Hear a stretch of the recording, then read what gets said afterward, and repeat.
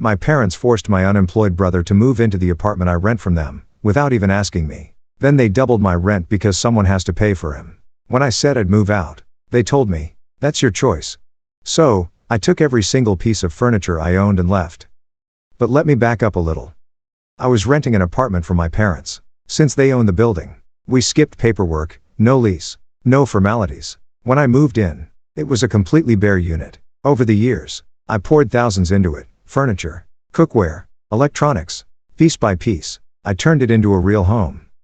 Now, about my family. My younger brother, mid-20s, no job, no motivation. He's the golden child who never launched. My parents excuse everything he does as bad luck. Meanwhile, the second I had a paycheck, I was paying rent to my own parents.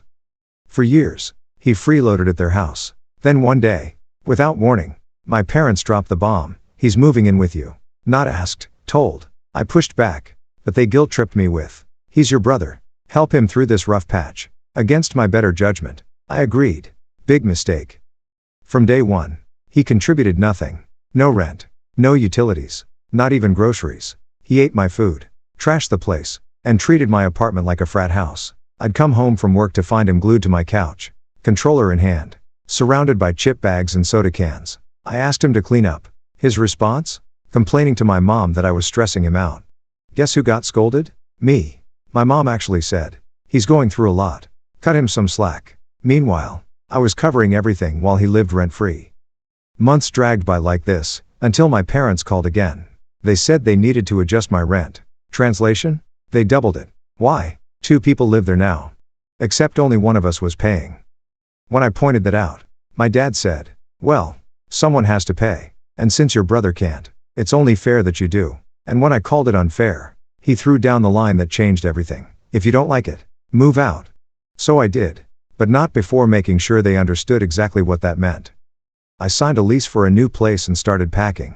My brother noticed and asked, "You're leaving the couch, right?" I looked him in the eye. "No, I'm taking everything that's mine."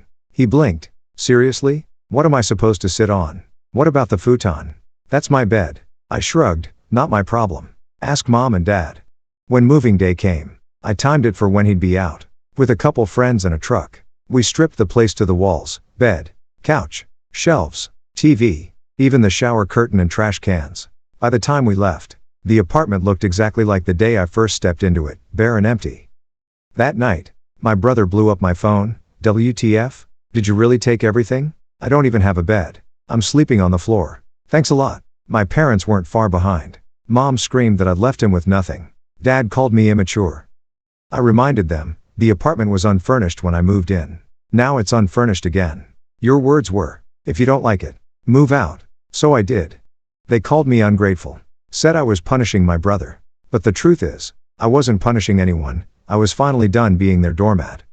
Now, I'm in my new place. Smaller, sure, but peaceful. My rules, my furniture, my freedom. Meanwhile, my brother is sleeping on the floor, texting me selfies wrapped in a blanket with sarcastic captions like, "Thanks for nothing." And you know what? I don't feel guilty.